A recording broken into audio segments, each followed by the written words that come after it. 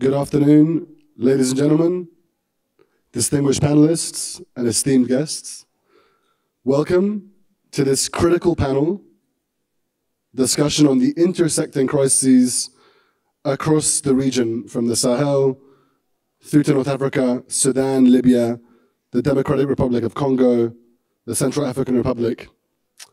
This region has been characterized over the last 10 to 12 years in so many different ways, but we keep coming back to a central thread, a stark reality today. These conflicts are not isolated. They're interconnected, they're intertwined. It's not always that history repeats itself, but it has a pattern of rhyming at times. And I think that's why it's such an interesting time to have this conversation. Now, the Sahel, Sudan, Libya, the DRC, and CAR are arenas where local struggles for power and stability have collided with international interests. And they've created this unusual web of competing interests over resources and strategic access for oil, minerals like cobalt, and precious minerals like gold. These resources are critical to our modern times, and they've transformed the region into a very complex geopolitical battleground. If you take Libya, for instance, what is seen now over 14 years of conflict that started with protests in 2011, but has transformed into an arena of competing mercenaries. And that is now connecting to Sudan, where fighters who fought yesterday in Libya are fighting today in Sudan. So as we see in the case of Libya, what starts in one place can end in another. But as we navigate this volatile landscape, there's also signs of resilience and even innovation. Regional alliances, mediation efforts, and international support are paving the way towards some forms of early signs of stability. These efforts are often fragile, and they don't take place in a vacuum. The biggest, and I think the most pressing concern, especially when we look at Sudan, is the deep humanitarian crisis that it's facing, where I believe yesterday the BBC reported nowhere on earth are children fleeing at this rate. We have a problem with the translation.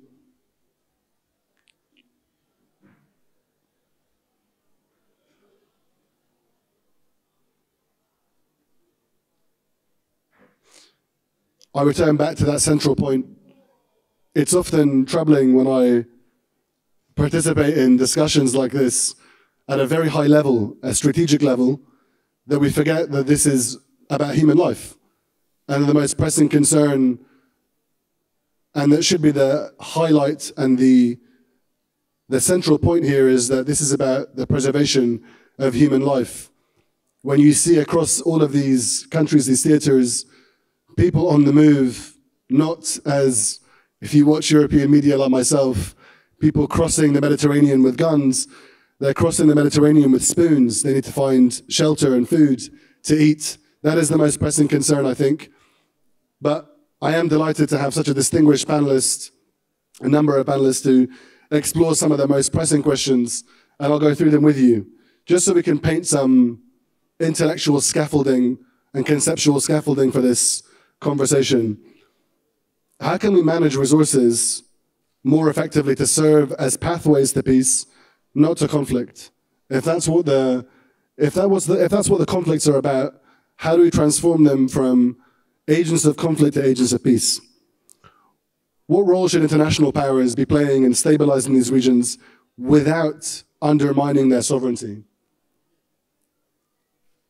And to go back to that central point that I was asking earlier on, how can humanitarian efforts and reconstruction work together to rebuild trust in governance and deliver tangible benefits to the local population?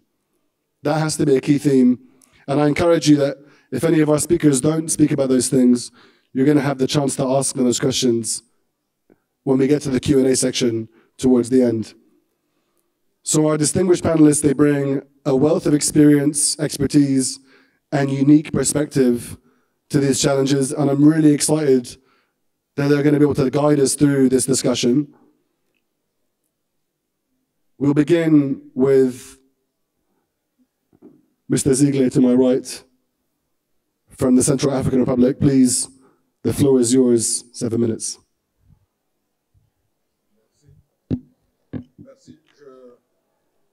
Je voudrais d'abord sacrifier à la tradition, remercier l'Institut Amadouis pour ce travail formidable qu'ils font depuis 16 ans aujourd'hui et qui nous permet donc d'échanger sur des problèmes fondamentaux, sinon cruciaux pour l'Afrique. Je suis, comme vous l'avez dit, de la République centrafricaine et il y a aujourd'hui à peu près 30 ans que nous sommes dans une situation d'instabilité, en tout cas de grande insécurité. Naturellement, les causes sont historiques, endogènes, mais aussi exogènes. Peut-être que beaucoup de gens ne le savent pas, mais la colonisation française est arrivée en Centrafrique à la fin du processus de colonisation de l'Afrique de l'Ouest et du Centre. C'était le dernier territoire à être colonisé, l'Oubangui-Chari, qui est devenu la République centrafricaine, et le Tchad. C'était les dernières colonies. Et naturellement, les crédits coloniaux étaient épuisés. Et donc, c'est pour ça que vous verrez dans ces deux pays, le Tchad et le Centrafrique, le Centrafrique, il n'y a ni chemin de fer, ni port jusqu'aujourd'hui. Et vous aurez constaté également qu'à l'indépendance, il n'y avait même pas d'université. C'était des terres qui étaient, ça s'appelait d'ailleurs le territoire militaire français de l'Oubangui-Chari et du Tchad, avec le fort de Bangui, le fort de Sibut, le fort de Crampel, le fort Lamy, qui est devenu N'Djamena, etc. C'est-à-dire c'était une conception militaire de l'occupation de l'espace national de ces deux pays-là par rapport aux rivalités coloniales avec l'Angleterre, le Royaume-Uni, avec Fashoda au Soudan, etc. C'était le syndrome de Fashoda pour ceux qui se souviennent de l'histoire. Donc nous sommes arrivés à l'indépendance pratiquement sans rien, sans ressources humaines, sans infrastructure pour permettre de supporter la gestion d'un État. Et la contradiction a éclaté tout de suite en 1993, quand il y a eu la dévaluation du franc CFA, 1994, la nécessité de remettre en ordre l'économie, et donc les premières mutineries militaires ont commencé. Et les mutineries militaires ont commencé aussi par des interventions étrangères qui sont venues d'abord pour aider le pays. Et lorsque des troupes étrangères arrivent dans un pays, que vous le vouliez ou pas, il y a des liens qui se tissent entre des fragments ou des segments du pouvoir local avec ces forces-là, et ça entretient une situation dont il est difficile de sortir. Et si vous ajoutez à cela que en République centrafricaine comme en République démocratique du Congo, nous avons ce qu'on appelle la malédiction des ressources naturelles et surtout des ressources minières. Je vous rappelle, par exemple, je vous dis pour l'anecdote, par exemple, que dans les années 1921, dans l'ouest de notre pays, dans la région de Kaono-Berberati, les gens ramassaient des diamants sur les lits des rivières, parce que les populations locales ne savaient pas à quoi servait le diamant. Donc, ils ramassaient ça par terre. Et aujourd'hui, dans toute la République centrafricaine, dans tous les cours d'eau, c'est des mines d'or. Donc, l'exploitation de l'or se fait de manière, j'allais dire, complètement ouverte, dans un pays qui n'a pas la force nécessaire pour contrôler l'exploitation de ces ressources-là. C'est le même, à peu près le même schéma en RD Congo, mais avec des petites différences. Ce qui fait que l'État s'est appauvri, l'État s'est appauvri, l'État s'est scolarisé, alors que des groupes devenaient de plus en plus puissants du fait de l'accaparement de ces mines-là et de ces richesses naturelles. Et donc, cela a continué jusqu'à ce que, en 2013, il se pose, en plus de la question de la gestion des ressources naturelles et leur incidence sur la sécurité interne par rapport à la faiblesse de l'État colonial qui n'a pas muté vers un État capable d'assumer ses responsabilités régaliennes, n'est-ce pas? C'est ajouter la question de la citoyenneté. La question de la citoyenneté, parce que le pays est en majorité chrétien, et en 2013, il y a eu changement de régime parce que une rébellion qui venait de l'est du pays, de la frontière avec le Soudan, a pris le pouvoir. Et cette prise de pouvoir a été conduite conduite par des Centrafricains d'origine, enfin je veux dire de confession musulmane. Et c'était la première fois que ça arrivait dans le pays depuis l'indépendance. Et donc, ça a créé beaucoup de problèmes, beaucoup d'instabilité. Nous avons connu une transition de 3 ans qui a débouché sur les élections de 2016. Malgré le retour à l'ordre constitutionnel en 2016, l'insécurité a continué. Pourquoi? Parce que les mêmes causes produisent toujours les mêmes effets.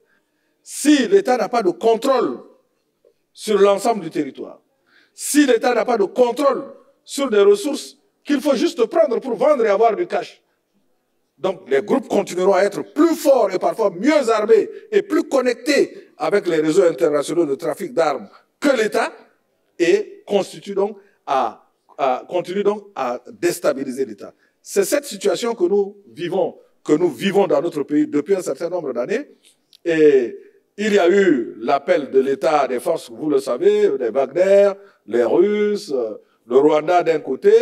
Et si dans un premier temps, l'appel à ces troupes-là ont permis de stabiliser le pays, comme je l'ai dit, le problème est dans la solution, c'est-à-dire ces forces qui arrivent à un certain moment, elles s'autonomisent, elles commencent également à regarder leurs propres intérêts, elles complexifient le problème local.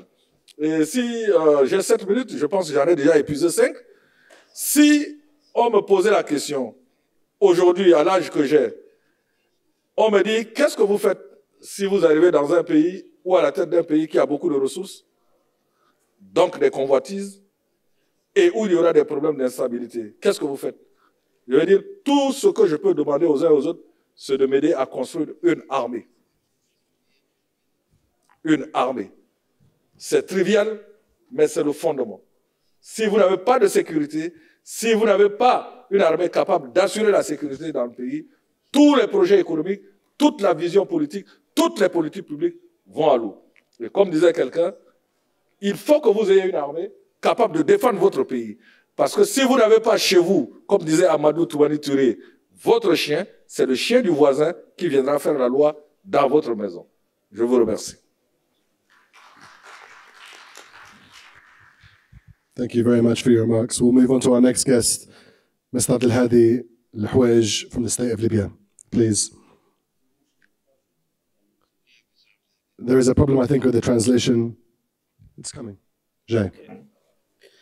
في البداية شكرا لإتاحة هذه الفرصة الحديث. شكرا للسيد المؤطر، شكرا لمنتدى بديس لإتاحة هذه الفرصة. الحديث عن الأزمة الليبية، أعتقد بشكل سريع أن أحد أسباب استمرار الأزمة الليبية هو حجم التدخلات الدولية في الملف الليبي. هناك تدخلات إقليمية ودولية تعطل وتؤجل وتؤخر الحل الليبي. هذا أولا. ثانيا، هناك غياب للإرادة الدولية لحل الأزمة.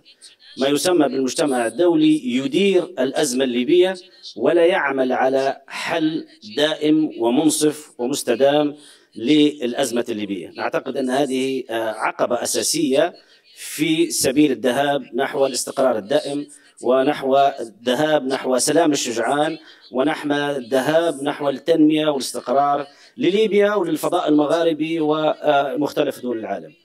أعتقد أن أهم التحديات الأخرى هو مسألة بناء أزمة الثقة بين الأطراف الليبية. هناك أطراف ليبية مختلفة، ولكن هناك أزمة ثقة بين هذه الأطراف. ما نحتاجه اليوم هو أن يكون هناك أطراف محايدة، وسيط نزيه يعمل على جمع الأطراف الليبية وحلحلة هذه الأزمة. المغرب مثال حي، مثال صادق على هذا العمل. المملكة المغربية، جلالة الملك محمد السادس، الحكومة، الشعب المغربي بذل جهود مضنية وكبيرة لحلحلة وحل الأزمة الليبية. اتفاق الصخيرات الشهير تعرفونه جيدا، كان هناك حالة انقسام. اتفاق الصخيرات استطاع أن يجمع الأطراف الليبية، استطاع أن يستمر ويصمد هذا الاتفاق على الرغم من حجم التدخلات الدولية. ثم اتفاق أبو زنيقة أيضا. اتفاق أبو زنيقة هو اتفاق مهم جدا لا يقل أهمية عن اتفاق الصخيرات. لماذا؟ لأن اتفاق أبو زنيقة أرسى التوافق بين مجلسي النواب ومجلس الدولة على القوانين الانتخابية البرلمانية والرئاسية. إذن أرسى قواعد مهمة للذهاب نحو صندوق الديمقراطية بدلا من صندوق السلاح، الذهاب نحو الانتخابات والامتثال للانتخابات واحترام إرادة الشعب الليبي بدل الهيمنة وفرض الحكومات بالخارج. أعتقد أن أحد أهم التحديات هو وجود حكومتين بكل صراحة.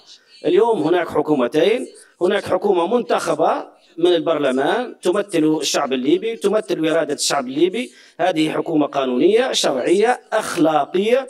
هناك حكومة أخرى فرضت فيما يسمى بالمجتمع الدولي، فيما يسمى باتفاق جنيف الذي جاء بهذه الحكومة ونص في الاتفاق، نص حرفيا على أن صلاحية هذه الحكومة سنة واحدة.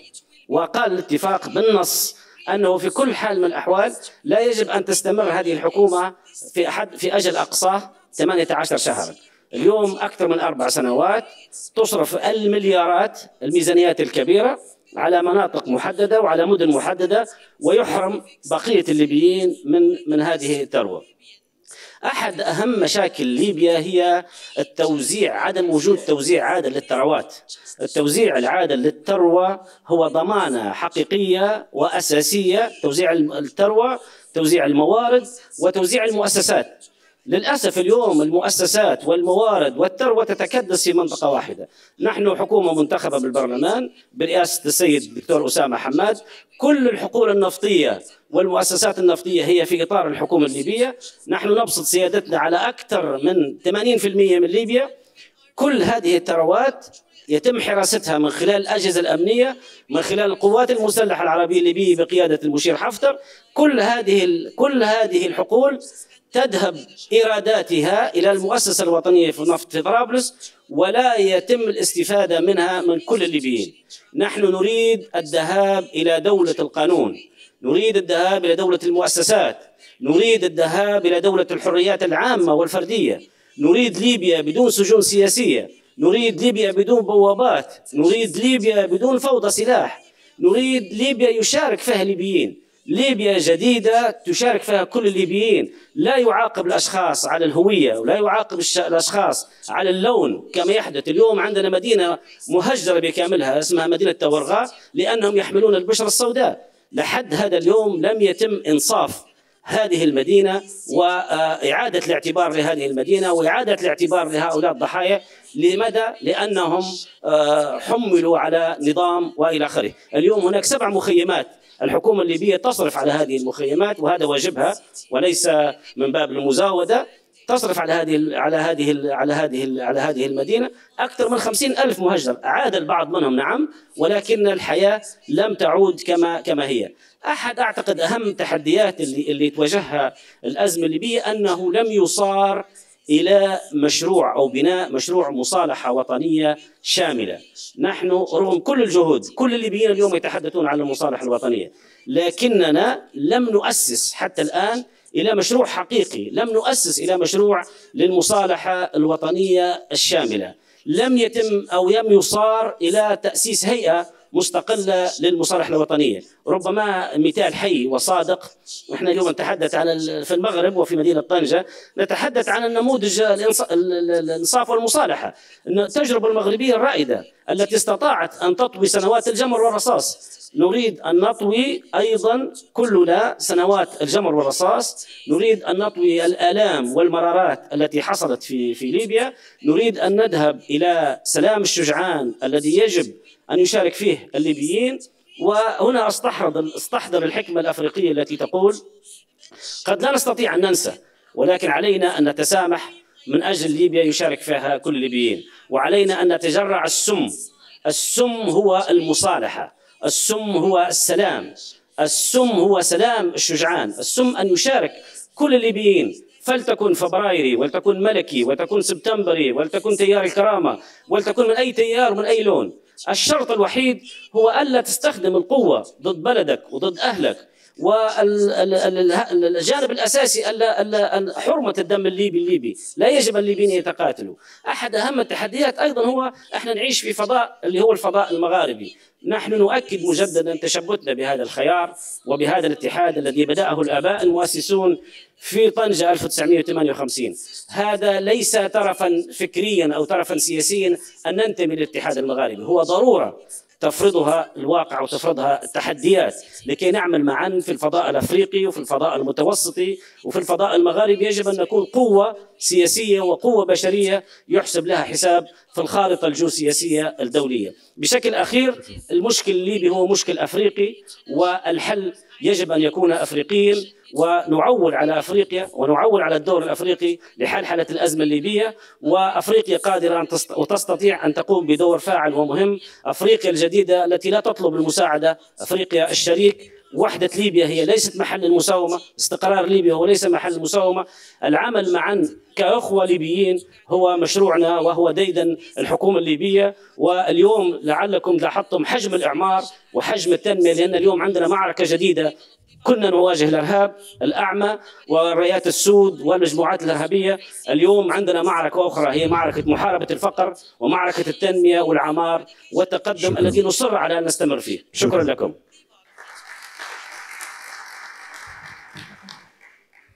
Thank you very much. We'll move next to Mr. Francois Lissini-Fall from the Republic of Guinea. Please, the floor is yours. Je vous remercie. Notre session de ce matin traite d'un sujet qui est extrêmement important. Il s'agit des 5 crises qui secouent le continent et qui constituent une menace sérieuse à la stabilité et aussi un frein à l'intégration du continent. Ces 5 crises qui sont sur le plateau aujourd'hui, parlant du Sahel, nous avons des spécialistes du Sahel ici, le Soudan, la Libye, la RDC et la République centrafricaine constituent réellement des préoccupations pour le continent africain. Je voudrais dire que, bien que chacune de ces crises a sa spécificité, elles ont en commun certains dénominateurs que je voudrais énumérer.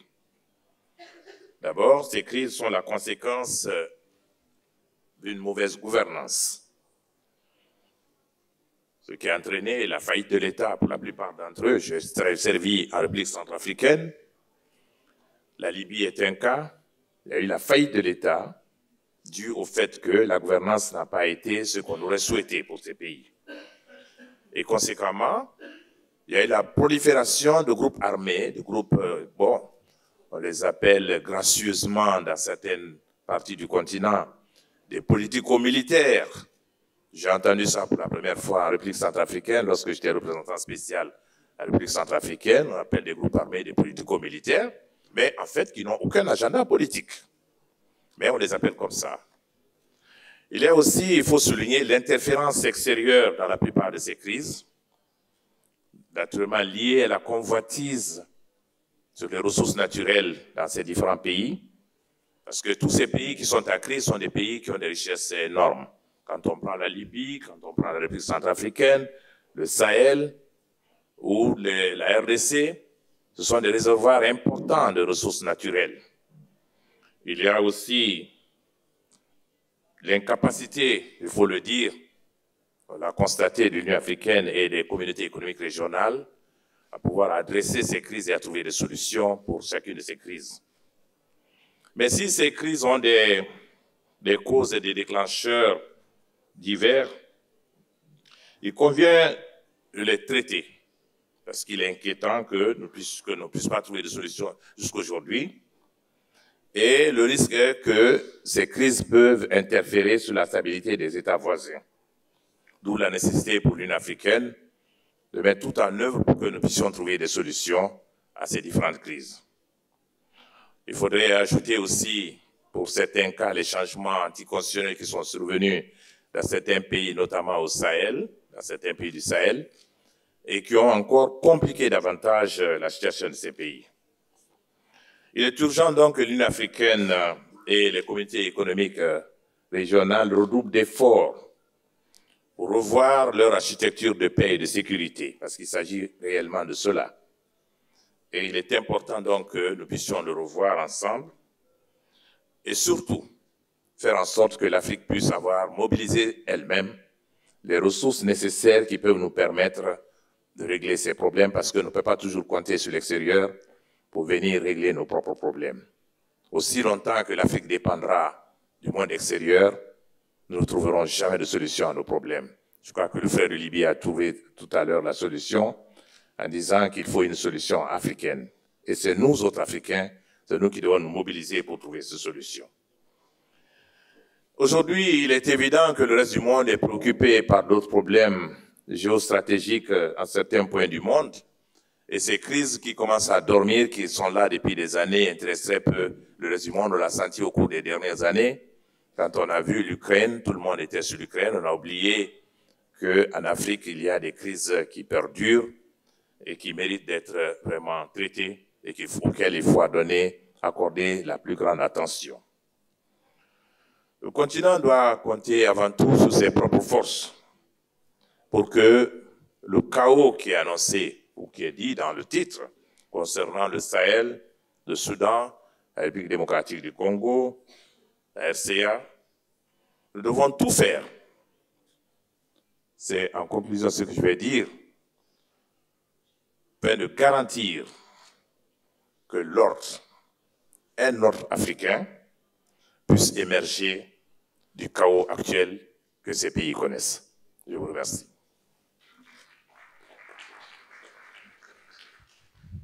Thank you very much. We'll move now to General Mohammed Zaghi Sidi Ahmed Ali from the G5 Sahel. Please, the floor is yours.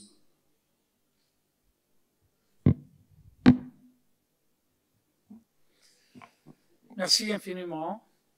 Et je saisis cette occasion aussi pour remercier le Centre Amadeus et pour ces journées de MEDES et pour cette occasion au cours de laquelle nous nous retrouvons pour discuter des grands problèmes que nous vivons, les problèmes de notre continent d'abord et encore des grands problèmes internationaux que nous vivons. J'axerai mon propos aujourd'hui, bien sûr, sur la région du Sahel, compte tenu de ma connaissance de cette région, sans pour autant ignorer les autres sujets qui ont été énumérés, parce que d'ailleurs tout est lié. Ce Sahel, si je commence à le définir, je dirais que c'est cette bande de terre qui va à cheval entre le Grand Sahara et la savane africaine et qui va de l'Atlantique jusqu'aux rives du Nil. Donc, le Soudan fait partie géographiquement du Sahel, mais la crise sahélienne et la spécificité de la crise soudanaise en fait un sujet à part. Ce Sahel connaît depuis le début de ce siècle des soubresauts sécuritaires extrêmement importants. C'est d'ailleurs un séisme sécuritaire qui continue, qui se métamorphose, qui évolue, et toujours malheureusement de pis en mal, de mal en pis. Donc, je commencerai par le début. C'est au début des années 2000, 2005, 2004, 2003, que l'insécurité a commencé à apparaître dans le Sahel, particulièrement dans la grande zone saharienne. Ça a commencé malheureusement par mon pays, parce qu'en fait, c'est la Mauritanie qui a connu les premiers coups de force des djihadistes, ce qu'on appelle les djihadistes, en 2005. Nous avons nos unités qui ont été attaquées, nous avons des villes qui ont été attaquées, nous avons eu le rapt des touristes, nous avons eu le massacre des touristes à l'intérieur de notre pays. Et par ailleurs, ça s'est poursuivi dans le Nord Mali, particulièrement avec la chute du gouvernement en Libye, l'assassinat ou le meurtre du colonel Kadhafi et la désintégration du gouvernement libyen, en fait de l'État d'ailleurs à l'époque, et beaucoup de combattants sahéliens qui étaient en Libye sont revenus avec armes et bagages et se sont installés au Nord Mali. il s'est trouvé déjà que les djihadistes, les islamistes étaient bien ancrés au Mali, et compte tenu des divergences qui existaient entre les sécessionnistes ou bien les nationalistes du Nord Mali et les djihadistes, il y a eu une alliance et une offensive vers le sud qui a abouti à l'occupation de tout le Nord Mali et à la création d'un État, d'un émirat ou d'un califat, pseudo-califat, au nord du fleuve Niger, dans le septentrion malien. Ceci a entraîné l'intervention des forces françaises avec la force Serval à l'époque, de laquelle tout le monde se rappelle, qui a été remplacée peu de temps après par l'opération Barkhane, qui a duré quelques années.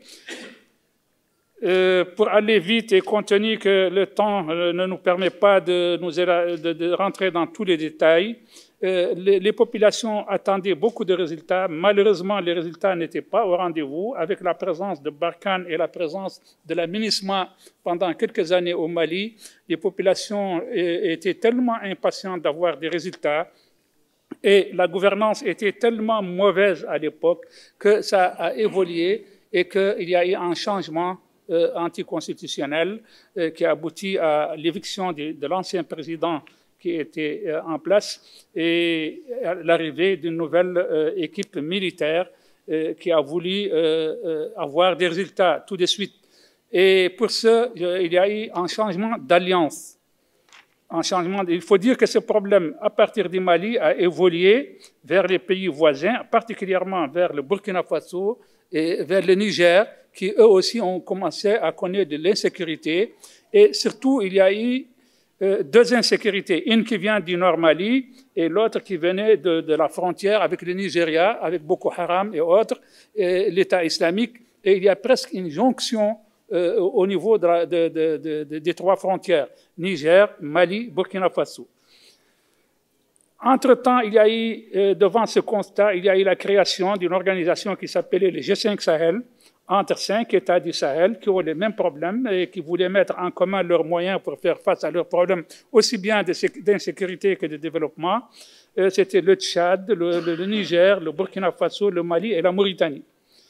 Avec les changements anticonstitutionnels, et je dirais même qui ont été accompagnés d'un changement de partenariat, les nouveaux gouvernements ont choisi de s'allier à de nouveaux partenaires, tels que la Russie, par exemple, qui est présente au Mali, qui a été présente au Mali à travers les milices Wagner, et avec une aide importante militaire. Il y a eu aussi le changement anticonstitutionnel au Burkina Faso et au Niger, qui ont suivi le même schéma que le Mali. Et malheureusement, le Mali s'était retiré très tôt de l'organisation du G5 Sahel, arguant qu'elle n'a pas eu de résultats et que surtout elle était dominée par les puissances occidentales. C'est ce que les Maliens ont dit. Bon, je leur laisse la responsabilité de l'affirmation. Et le Mali a été suivi par les autres pays, les deux autres pays, le Burkina Faso et le Niger, qui se sont retirés de l'organisation, qui aujourd'hui ne comptent plus que 2 États, la Mauritanie et le Tchad, qui ont déclaré que les principes et les objectifs de l'organisation demeurent pertinents et qu'ils poursuivront, même sous une nouvelle appellation ou sous une nouvelle forme, la création. Ce qui fait, en tout cas, avec la nouvelle situation, l'insécurité s'est multipliée, les déplacements de population se sont accentués et le problème humanitaire demeure de toute première importance. Actuellement, ce qui est sûr et certain, c'est que ces 3 États ont constitué une alliance qu'on appelle l'Alliance des États du Sahel central. Et ce qui est sûr et certain, c'est que les problèmes du Sahel trouveront leur solution dans une coopération régionale et aucun pays à lui seul ne pourra parvenir à bout de la crise qui secoue le Sahel. Ensuite, je crains fort que le Sahel, en tant que grande région civilisationnelle en Afrique, en tant que zone tampon entre le Nord et le Sud, ne devienne le champ d'affrontement entre puissances extérieures, auquel cas nous perdrons tout contrôle sur notre avenir. Je vous remercie. Merci. Dr. Alex Vines from Chatham House. The floor is yours. Wrap it up for us. Thank you very much. I'm going to speak slowly in English. The General is absolutely right that the Sahel is critically important for Africa's future, but it's also critically important for Europe's future. Put it this way, the Sahel is the epicenter of the world for demographic growth, the youngest people in the world and the fastest growing populations. The Sahel is the epicenter of the world for unconstitutional changes of government, coups at the moment, more coups and more fragility.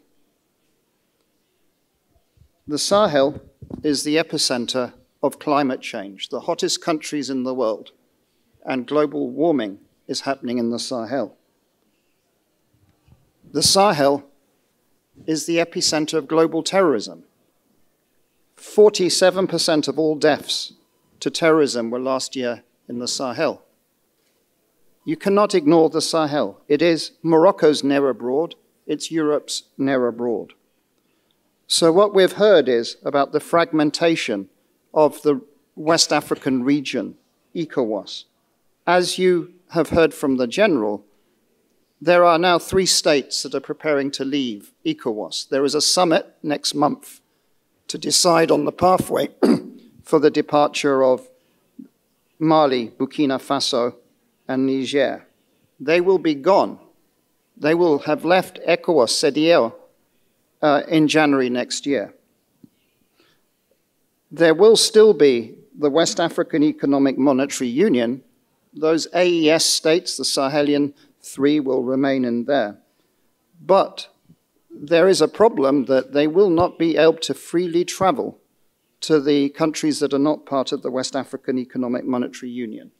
The position in ECOWAS at the moment is they will need to require visas. So where is the freedom of movement, freedom of trade, reducing trade friction? What the continent needs is better internal trade. That is one of the visions of Morocco also. This has also now become an epicenter, a fault line for geopolitical competition. When I speak to one of the Malian colonels, there are 7 that are really in power, they don't mention Morocco as a best friend, or Algeria for that reason. Who do they say are their sincere partners? Russia, China, Iran, and Turkey. Those are the sincere partners for Mali at the moment.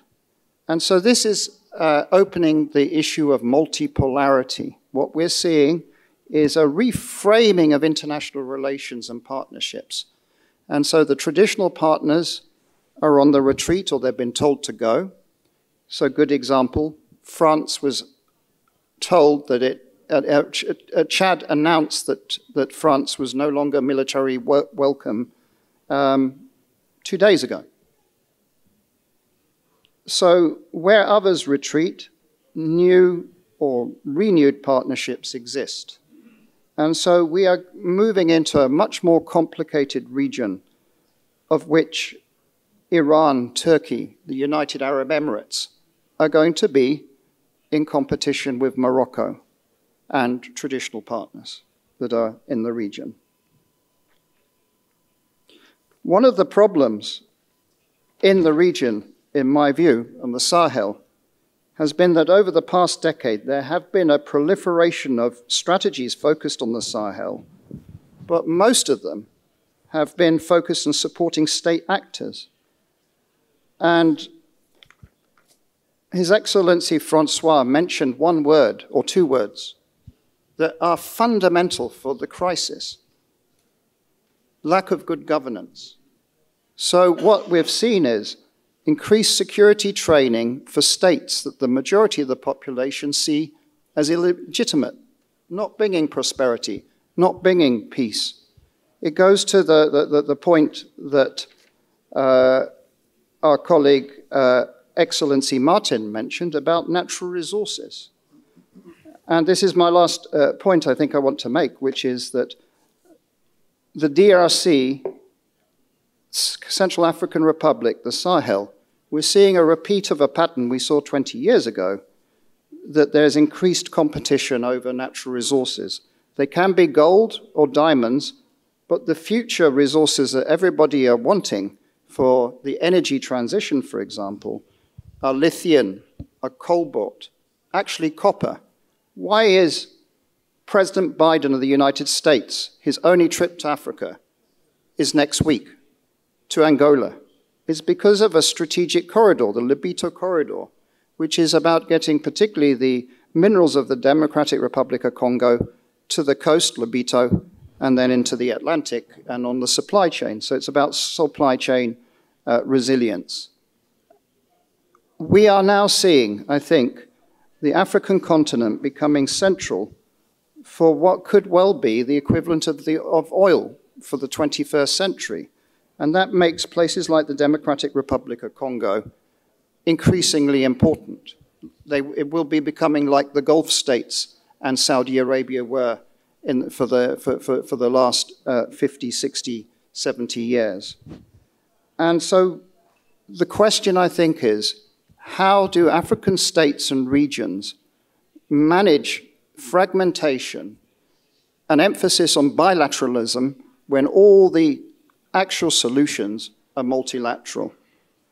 I do worry when I listen to the presentation on Libya, and we haven't really talked about Sudan, that we're also not just talking about regional bodies fragmenting, but we are in real danger of seeing countries fragment, separation.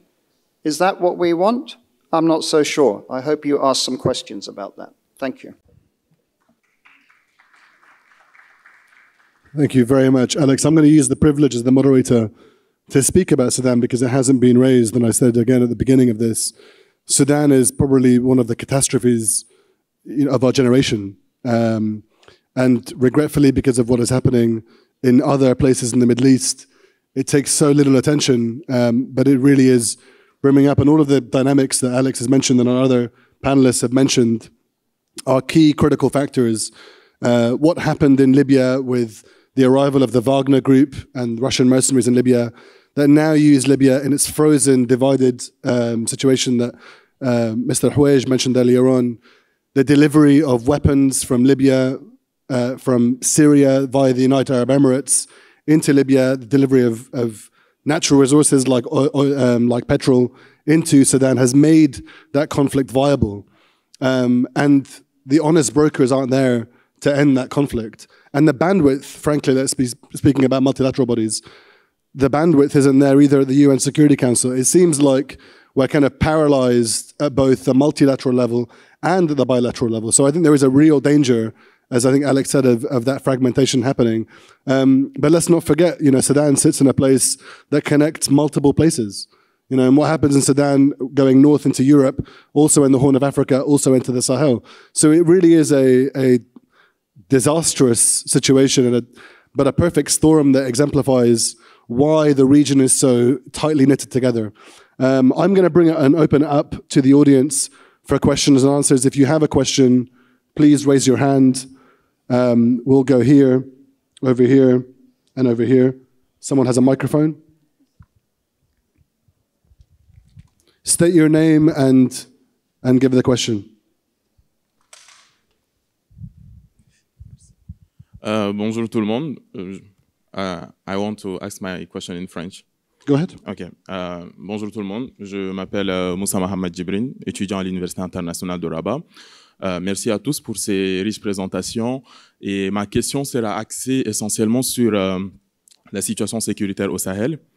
Et nous avons vu depuis le début des années 2000, vous l'avez mentionné, que l'insécurité a commencé à régner dans cette région où il y a eu plusieurs interventions. Et la quasi-totalité de ces interventions étaient axées sur des opérations militaires.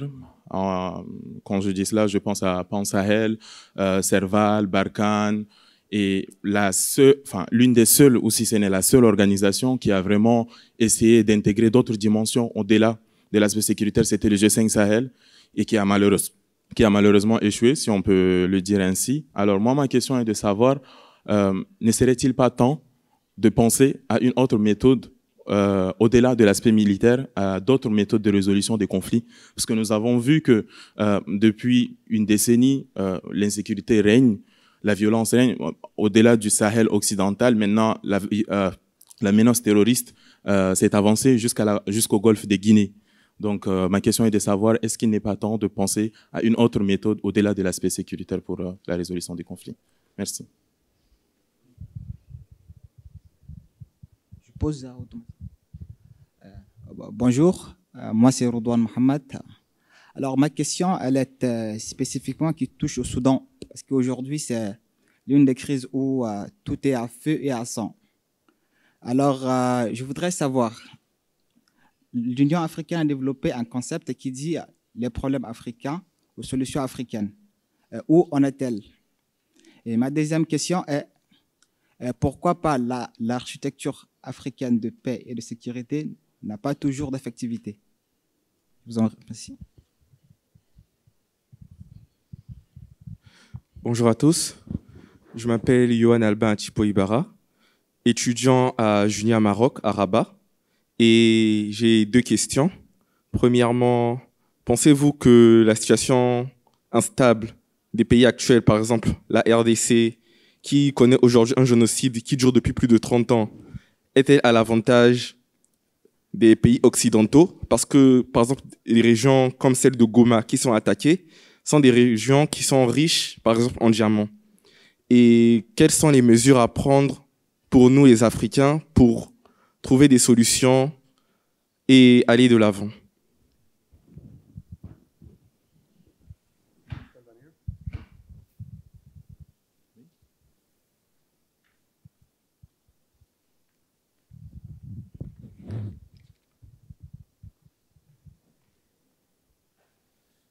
السلام عليكم. أولا الاسم جبر الأثرم من ليبيا. سأتحدث بالعربية. جميع الأخوة الحاضرين تحدثوا على مسألة أن مشكلة أفريقيا هي التدخلات الأجنبية. أحد المتحاورين تحدث على نقطة مهمة جدا، أو تفاعل بأن تكون أفريقيا أو كونغو مثل دول الخليج على حجم الثروات الموجودة فيها. السؤال اللي يطرح نفسه، هل أفريقيا محتاجة لتدخل دولي لحل الصراع ولا إدارة الصراع فيها فقط؟ نقطة مهمة جدا. بالتالي طالما هو كل مشاغل أو كل مشاكل أفريقيا هي في الواقع نتاج لصراعات الدول الأوروبية، هل نحن محتاجين لمن يدير الصراع ومن يحل الصراع بالدرجة الأولى؟ هل أفريقيا قادرة على أن هي تخرج بمبادرة لحل الصراع ما بين الدول الشقيقة الأفريقية والصديقة الأفريقية فيما بينها؟ نعلم بأن هناك تجمعات كثيرة، الكواسا، تجمع الساحل والصحراء، الاتحاد المغاربي العربي، كل هذه التجمعات ما هو دورها الحقيقي في حل هذه الصراعات؟ مش هنطول أكثر منك. شكرا للجميع.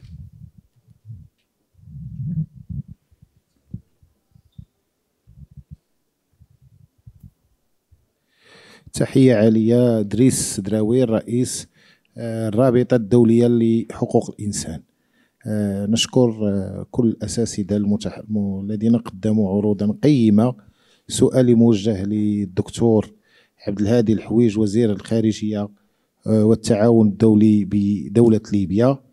نحن نواكب وضعية حقوق الإنسان في ليبيا، ونواكب المجهودات التي اتخذت لمواجهة الإرهاب والتطرف العنيف في شرق ليبيا بواسطة القوات المسلحة الليبية، والمجهودات الكبيرة والتضحيات الجسام التي قدمت من أجل القضاء على التطرف والإرهاب والمنظمات الإرهابية. لكن مؤخرا نلاحظ تصريحات خطيرة لوزير داخلية الحكومة الليبية المنتهية الصلاحية بطرابلس، والتي أكدت عودة شرطة الأخلاق وكذلك فرض الحجاب وفرض مجموعة من التصرفات التي تحيلنا إلى ما يقوم به داعش وما تقوم به المنظمات الإرهابية المتطرفة، بالإضافة إلى تفاقم الوضعية الأمنية بمنطقة طرابلس وتواجد ميليشيات عديدة. ألا ترون أن جهات خارجية تمهد لعودة داعش وعودة التطرف والإرهاب بمباركة حكومة طرابلس المنتهية الولاية، وما هي الإجراءات التي قمتم بها حيال هذا الوضع الخطير الذي يهدد الأمن والاستقرار بليبيا وبالمنطقة وبإفريقيا كاملة؟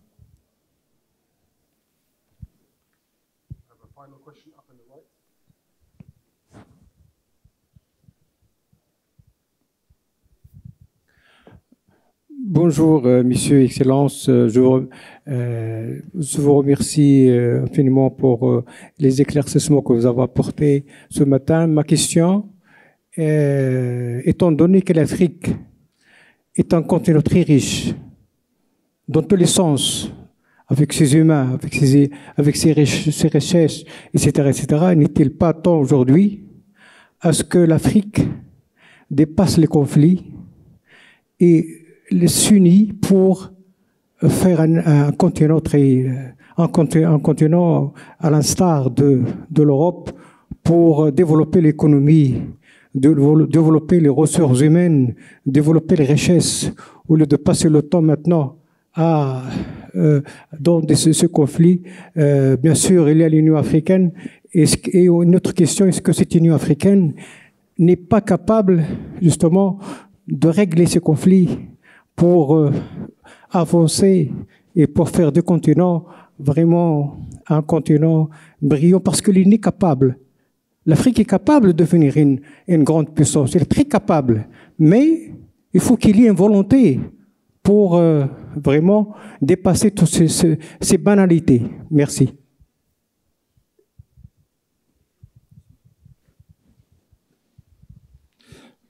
Merci bien, messieurs les panélistes. C'est Saïd Omar Saïd Hassan, consul général de l'Union de Comores au Sahara marocain. Par rapport à ce qui a été dit, résoudre les problèmes, résoudre ce qui se pose comme conflit au niveau du continent, je crois qu'il y a le mot qu'avait prononcé mon grand frère de la Guinée, c'est la mauvaise gouvernance. Parce qu'aujourd'hui, on peut avoir une armée, on peut avoir... Mais quand il y aura des mauvaises gouvernances dans nos pays, dans ces pays-là, il y aura toujours des conflits. Parce qu'aujourd'hui, moi j'ai eu la chance de vivre au Maroc aux années 85 jusqu'à 93. J'ai vu ce qu'a été le Sahara. Et le conflit qu'il y a eu. Comment le Maroc s'est battu. Mais aujourd'hui, je vis, ça fait 5 ans. Je vois le modèle de développement des provinces du Sud. Comment on a pu intégrer les tribus, la religion, la santé, l'éducation, pour faire de ces régions, de ces provinces, un locomotive pour le développement, justement, du Maroc. C'est-à-dire qu'on a mis le paquet pour le développement de ces régions et de ces provinces. Est-ce qu'il n'est pas temps aujourd'hui de voir ces pays, là où il y a au moins une stabilité dans ces pays, dans ces régions où il y a des gouvernements, de mettre l'accent sur le développement, l'éducation, tout ce qui peut réunir justement un certain modèle de développement de ces pays-là, et ce qui créera certainement une envie des autres de dire que les autres sont mieux parce qu'il y a le gouvernement, il y a le développement, donc on a intérêt à rentrer comme certains voudraient rentrer au Maroc. Merci. Let's move behind after you, to the lady behind you as well. Right. No, finish. Ask your question. Posez la question et après le dame. D'accord, merci beaucoup. First of all, I would like to thank you for the important topic that you guys brought up. It means a lot, you know. I'm from South Sudan, and I'm a student here in National School of Business and Management, doing my master's in international trade. Actually, my question goes to the European, the African unions and the regional organizations, that what are the mechanisms that are being used to ensure that the peace agreements are respected and implemented by all parties in Sudan? This question goes directly to Sudan, because for Sudan, the conflict in Sudan, it concerns me a lot, you know. People are really suffering. People are going through a lot. And the African Union and the IGAD, plus the other organization, they have to have. The second question goes, because I heard the speakers, Mr. Ibrahim and Mr. Paul, they spoke about like the problems in Africa are to be solved in Africa. So my question is, what are the roles? What are the roles that the regional organizations like African Union, the IGAD, and then the other organizations playing to imitate the conflict, and how can this effort be strengthened? Thanks a lot for. Thank you very much for your question. Can we pass this back to the lady behind you as well? Please, the lady behind you first. No. Le dame d'abord, s'il vous plaît. Oui, oui. Alors, bonjour à tous. Je m'appelle Ndeye Koumba. Je suis étudiante en Sciences Po en 2e année à l'Université internationale de Rabat. Alors, ma question s'adresse à vous, Monsieur Ziguélé. Étant donné l'histoire justement de la Centrafrique marquée par une certaine instabilité depuis son indépendance, notamment à travers des coups d'État successifs, la dictature de Bokassa et cette crise politico-ethnico-religieuse et les conflits armés depuis les années 90 et l'intervention répétée des acteurs internationaux. Je voudrais savoir, d'après vous, comment le pays peut-il aujourd'hui rompre ce cycle pour instaurer une paix durable et un développement inclusif? Merci.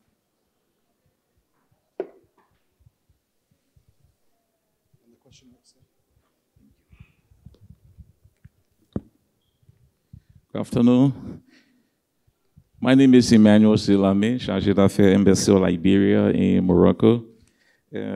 Firstly, I want to say thanks to our panelists for the wonderful details provided. I'm from a post-conflict country. In 1989, we have a group of armed men who invaded our country, and the war lasted for 14 years. By 2003, through the intervention of ECOWAS and other international bodies, the war came to an end. One of the things in Africa is that we Africans will have to trust regional interventions, because the first person that will ever come to the aid of Africans will be your next door neighbor. So when the war started in Liberia, it took the gallant men and women of West Africa, Nigeria, Guinea, Togo, Mali, Sierra Leone, Gambia. They were the first people who took the bullets from the rebels. They never stopped until the war came to an end.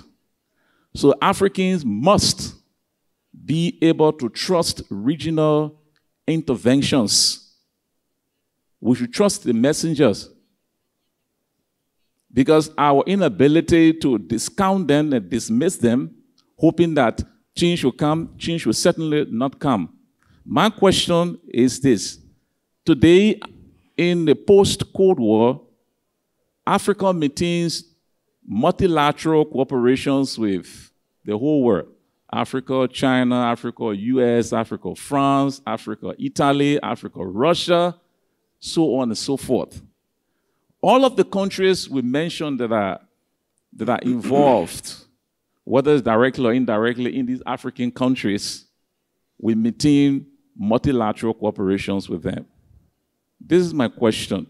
What are the extra things that Africans need to do in order to tap from our bilateral or multilateral cooperations? Because all of the leaders attend those meetings. Thank you, sir. Thank you. We have time for about 3 more questions, so if you have a question you want to ask, raise your hand. We're going to come to this gentleman then behind you. Yeah. Salam alaikum. Je réponds au nom de Ahmed Youssouf Djouma. Je suis étudiant en 4e année audit contrôle de gestion à ESCA École de Management. Avant de poser ma question, j'aimerais faire une petite détail. Le conflit aujourd'hui au Soudan, en Libye, dans d'autres pays en Afrique, je crois que aujourd'hui on parle de la résilience et de la souveraineté africaine. Mais avant de parler de la résilience et de la souveraineté africaine, il faut parler d'où viennent ces problèmes. à ma personne, je crois que ces problèmes viennent des pays étrangers, notamment les Occidentaux et tout. Mais pourquoi vous ne parlez pas des sujets qui parlent? Donc, pourquoi, qui a créé ces problèmes et qui en profite aujourd'hui? Surtout le conflit au Soudan. Je suis originaire de la République du Tchad, je suis un Tchadien. Le Soudan et le Tchad, c'est un seul pays pour moi. Mais aujourd'hui, le peuple soudanais et le peuple tchadien, ils se sont mis en conflit. Aujourd'hui, on se déteste. Pourquoi? À cause de nos dirigeants. Et moi, personnellement, je pense que ces problèmes viennent de très haut, notamment les pays occidentaux. Et il faut qu'aujourd'hui, vous, nos dirigeants, nos chefs, vous pouvez décider comme quoi de résoudre ces problèmes. Aujourd'hui, ils exigent comme quoi que nos dirigeants, ils doivent pas intervenir au Soudan, en Libye, je ne sais pas. Mais ils voient que leurs intérêts. Moi, je pense que vous devez nous parler d'un sujet qui parle d'où viennent ces problèmes et qui en profite. D'ailleurs, nos pays africains ne profitent pas, honnêtement parlant. Ni le Tchad, ni le Soudan, ni la Libye. Tout est détruit aujourd'hui. Moi, je pense qu'on doit résoudre les problèmes à travers des sujets qui nous tiennent à cœur. On parle de la résilience. Quelle résilience et quelle souveraineté? On ne peut pas avoir de la souveraineté et nos pays sont en guerre. Concernant ma question, quels sont les scénarios possibles pour la résolution de ces conflits dans tous ces pays-là? C'est ça ma question. Merci beaucoup. Great question. We're going to take a last question, and you have to keep it 30 seconds. 30 secondes, et la deuxième, 30 secondes. Pas plus, s'il vous plaît. D'accord. Bonjour à tous. Je suis Jules Tambada Kamano, guinéen de nationalité et étudiant à l'Université internationale de droit, licence à l'Université internationale de droit, autant pour moi. Ma question est la suivante. Face à l'incapacité de l'Union africaine pour la résolution des conflits sur le continent, serait-il pas judicieux de revoir la structure de cette organisation qui, pour moi, ses objectifs ne sont pas en harmonie face aux réalités du moment? Je vous remercie. Thank you. Hi, everyone. I'm second-year political science student in the International University of Rabat, and I would be pleased if Mr. Vines could answer my question. So my question is the emergence of military government-led military governments in Africa poses a security obstacle towards peace, or rather an emancipation towards the peace and security? Thank you so much. Thank you very much. That's all the time we have for questions. I'm going to answer a couple, and I'm going to give each of the panelists 3 minutes to answer the questions. Before we do, I want to answer the question of the two gentlemen that were sitting right here about what's happening in Sudan, because, let me take my moderator hat off for a second. I also think that the terms resilience, is funny. How resilient can you be when your country is facing a threat like this? And I do have the same reservations. I do think, I want to congratulate you on your comments, because it's a very human touch. The same for the gentleman behind you. It's difficult. It's difficult because one of the gentlemen asked the question here earlier on, and it's not, for me, analysis. It's the words that we use and how we describe these conflicts. If you call your opponent a terrorist, that's not analysis, that's ammunition. In Sudan, both sides are calling each other terrorists. That's ammunition. It's saying, I don't want to talk to you anymore. You must die. You can't have peace when you call your enemy a terrorist. That has to end. That's a real major problem, because there is a terrorism problem on the continent. It does include ISIS. It does include ACME, whether in West Africa, or Mujah. These are groups that have been known. But when you call your political opponents by that same name, that is an issue, because it's not analysis, it's ammunition for your conflict. Don't forget that. I want to move very quickly on to all of the speakers. I want to give you 3 minutes to wrap up your comments, because we don't have time. I'm going to be a strict moderator. And I'm going to tell you, if you go over 3 minutes, I'm going to cut you. So please, I'm going to give you the floor. Go ahead. Donc je vais aller très vite. Je pense que quand on était en 6e, on nous apprenait l'anglais avec des images. C'est ce qu'on appelait l'anglais par l'illustration. Donc on vous montrait John et Betty, et puis vous la voyez en train de boire de l'eau, vous dites, hey, she is drinking water. Et je vais prendre 3 exemples dans l'histoire de l'Afrique, comment on a résolu des conflits avant d'entrer dans cette complexification que nous voyons aujourd'hui. D'abord le Nigeria et le Biafra. Vous savez que c'est un certain nombre de pays occidentaux qui ont soutenu Ojukwu avec les Biafrais pour essayer de fragiliser, de faire la sécession au Nigeria. Qui a dit non? D'abord le gouvernement fédéral nigérian, et puis un certain nombre de pays africains qui ont soutenu le Nigeria. Et il faut aussi saluer l'action du Royaume-Uni, qui ont fait en sorte que la sécession au Nigeria s'est éteinte en 1968 jusqu'à aujourd'hui. 1. 2. Mon frère vient de parler du Libéria. J'étais beaucoup plus jeune que ça, j'étais à Lomé, lorsqu'il y a eu Okemog au Libéria. Et aussi en Sierra Leone. Pourquoi? Parce qu'il y avait la CEDEAO qui était unie, forte, et puis il y avait à la tête du Nigeria, parce qu'il faut toujours un pays leader qui traîne, qui tire la machine. Il y avait Obasanjo qui a imposé l'intervention de Komog au Libéria et en Sierra Leone, et plus jamais il n'y a eu de rébellion dans ce pays. Troisième exemple, l'Angola. L'Angola, c'est un seul exemple de coopération internationale. À l'époque, l'Afrique du Sud était sous domination de l'apartheid.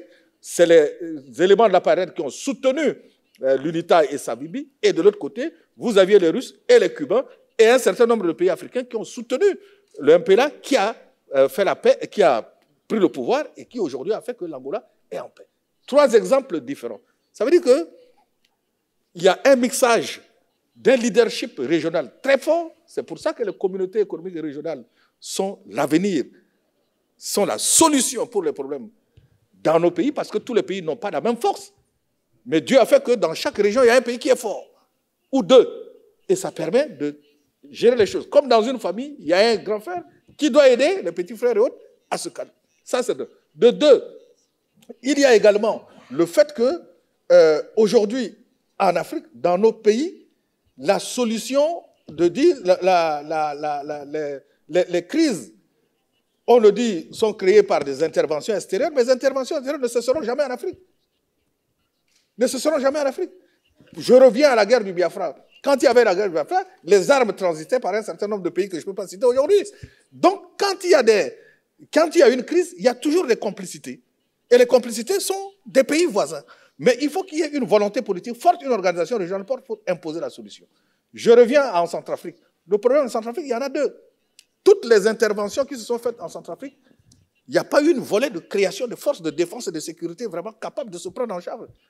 Et cela doit aller aussi par je le dis sans complexe, par le fait qu'il y ait un pays lead dans la sous-région qui puisse aider le pays à se mettre debout. Merci. Il ne faut pas se cacher les choses. Donc, il y aura toujours des interventions extérieures, mais il faut que vous ayez appelé un grand frère dans une organisation régionale qui est capable d'imposer les solutions qui correspondent aux volontés locales. Thank you very much, Mr. Ziegler. No, we're going to move over here and then I'll move on to you. Please, 3 minutes. بشكل سريع تحدثوا على المشاكل اللي في الساحل الأفريقي. نعتقد أن جزء أساسي من المشكل في دول الساحل الأفريقي هو التدخلات الأجنبية، خاصة التدخلات الأوروبية. هناك هيمنة وهناك محاولة استعباد الأفارقة من جديد، وبصراحة هذا الأمر يجب أن يكون مرفوض. للأسف السفارات الأوروبية هي كانت من تسيطر على هذه الدول الأفريقية، وهي من تستحوذ على ثروات أفريقيا وتريد أن تستمر في هذا الجانب. طبعا هذا الجانب مرفوض. اليوم في حركات تحرر في أفريقيا جديدة، اليوم في النيجر وفي بوركينا فاسو وفي مالي. لا أدعوها أن تخرج من خارج البيت الأفريقي، لكن عليها أن تعمل ضمن الاتحاد الأفريقي. لكن هي حقيقة ثورات أفريقية من أجل أفريقيا ومن أجل استقلال القرار الأفريقي، وأن يكون القرار الأفريقي مستقل. أعتقد أن أحد أهم المشاكل اللي تواجهها أيضا هو موضوع تحدي الهجرة. الأوروبيون يريدوننا أن نكون شرطيا لهم في المتوسط، وهذا أمر مرفوض شكلا وموضوعا. الأوروبيون يفرضون مقاربة أمنية لحل مقاربة الهجرة.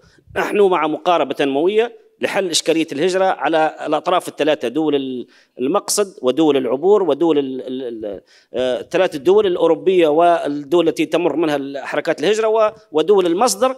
عليها هذه الأطراف الثلاثة أن تلتقي معا وتقوم بمقاربات جديدة تقوم على التنمية وليس على أن نكون شرطيين في المتوسط اللي هو مرفوض. قضية السودان أزمة حارقة وأزمة مؤلمة.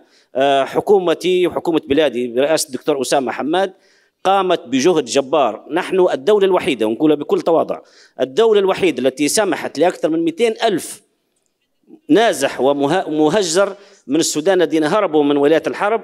الحكومة الليبية برئاسة أسامة حماد والقوات المسلحة قامت بتقديم كل أشكال الدعم لهؤلاء يعيشوا في بلدهم وكأنهم جزء من هذا البلد. تم توفير كل وسائل الراحة الإنسانية والاقتصادية والصحية، على الرغم من أن القوانين تقول أن من يدخل بشكل غير قانوني يحال إلى المحكمة ويتم إرجاعه إلى بلده، لكننا تعاملنا مع هذه الأزمة بشكل بدون تأشيرات، بدون جوازات سفر.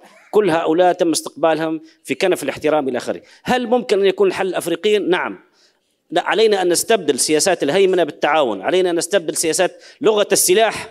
السلاح يجب أن يكون في المتحف وإلى غير رجعة. معركتنا جميعا معركة في أفريقيا، معركة هي الوحدة ومعركة العمل المشترك ومعركة التعاون ومعركة أن نكون رابح رابح. معركتنا أن نغير الصورة السلبية عن أفريقيا، أفريقيا التي تطلب المساعدة إلى أفريقيا الشريك. علينا أن نعمل معا في أفريقيا جديدة نساهم فيها مع بعضنا البعض. شكرا لكم. Mr. Fool, please, the floor is yours. I know you're excited to get involved. Merci beaucoup. Je vois qu'il y a beaucoup d'étudiants dans la salle qui ont soulevé beaucoup de questions très intéressantes. Moi, je voudrais dire à ces jeunes ceci. L'Afrique est à même de régler ses problèmes. Dans le passé, toutes les grandes crises que nous avons connues, les premières grandes crises, ont été réglées par les Africains. Et je vais vous citer quelques exemples. La première crise du Congo a été réglée à Sun City. C'est la SADC qui a réglé la crise du Congo. Le Burundi a connu une crise, c'est l'accord d'Arusha. Ça a été réglé par des Africains. Quand je vais au Soudan, l'accord de Naivasha, c'est ça qui a réglé le problème du Soudan. Et en venant à l'Afrique de l'Ouest, je vous dis que la crise en Sierra Leone, au Libéria, en Côte d'Ivoire, tous les accords de paix qui ont été signés ont été réglés par des Africains. Les autres, les Nations Unies sont venues quand il y a eu les accords de paix, et les Nations Unies sont venues avec les grands moyens maintenant pour accompagner. C'est pour vous dire que l'Afrique est à même de régler ses problèmes. L'Union africaine, le Conseil de paix et de sécurité doivent prendre en main ces différents dossiers, ces différentes crises qui sont là aujourd'hui. Il s'agit de revitaliser les mécanismes de paix, de résolution de paix, et faire en sorte que non seulement au niveau de l'Union africaine, les CPS soient revitalisés, mais qu'au niveau des communautés économiques régionales, que les conseils de paix qui sont au niveau des communautés puissent être revitalisés pour suivre l'exemple qui a été donné. Les Africains, comme je l'ai dit dans mon exposé, le chaos qui est là aujourd'hui ne peut être réglé que par un seul vecteur, que les Africains imposent leur volonté. Nous sommes à même de le faire, compter sur nous-mêmes et mettre en place et profiter des mécanismes qui sont en place pour essayer de résoudre nos problèmes. Personne d'autre ne viendra le faire à notre place. Les Africains doivent se prendre en charge. Nos organisations régionales et sous-régionales sont à même de régler ces problèmes.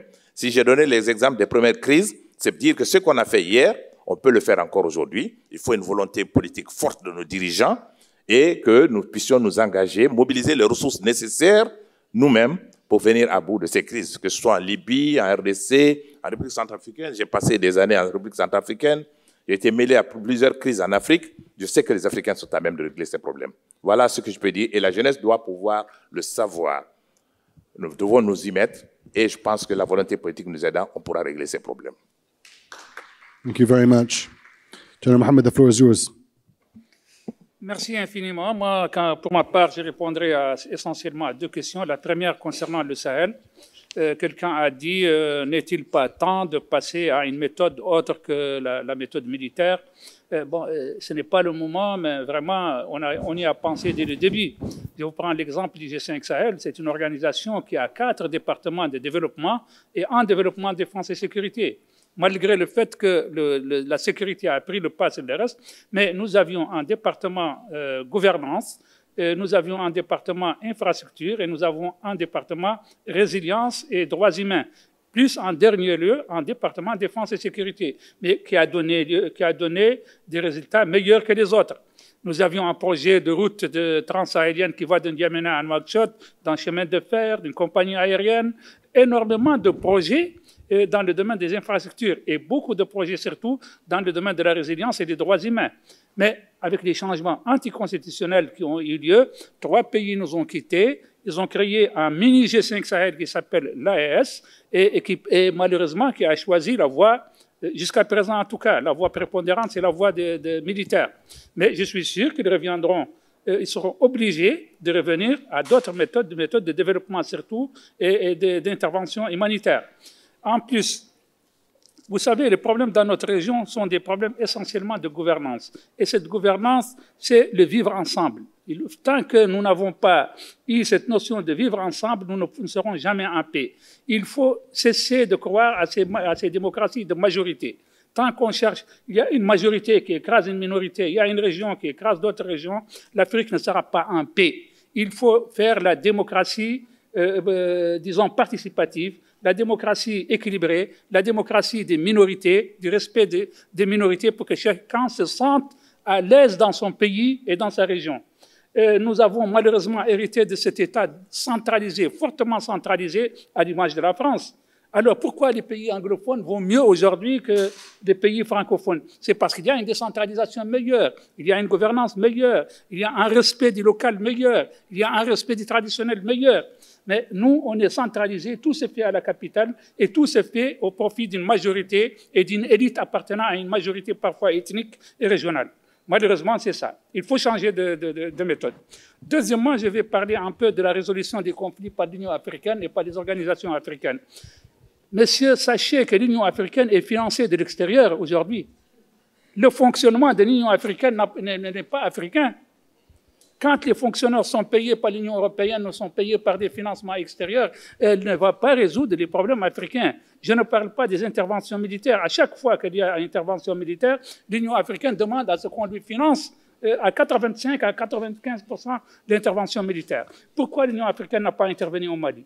Pourquoi la CEDEAO n'a pas intervenu au Mali? Parce qu'ils n'en ont pas les moyens. Il n'y a pas l'argent. À chaque fois, on demande, donnez-nous. Et quand on donne, il n'y a rien sur le terrain. C'est pourquoi la France a intervenu. C'est pourquoi les Nations Unies ont intervenu.